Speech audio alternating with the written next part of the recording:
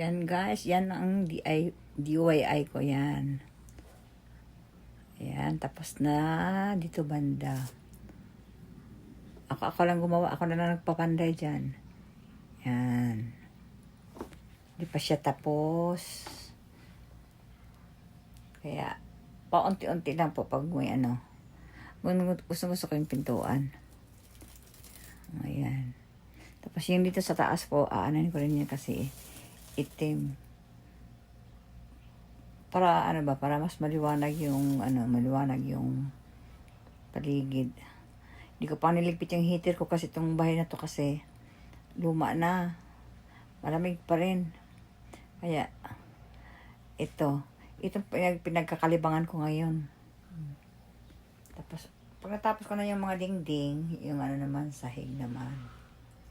Gusto ko. Yan ang mga camera ko. Vlog. Hindi ko pa nagagamit yan lahat. Yan. Puro ano yan. Puro camera yan para sa vlog. Kaso lang, hindi pa tapos. Ayan. Ito po. Ayan. Oh, ang ganda oh. Ito po. Naputol. Ayan. Hindi pa yan tapos. Ayan. Dito na lang banda. Anuhin ko yan. Tatapusin ko rin yan. Ayan.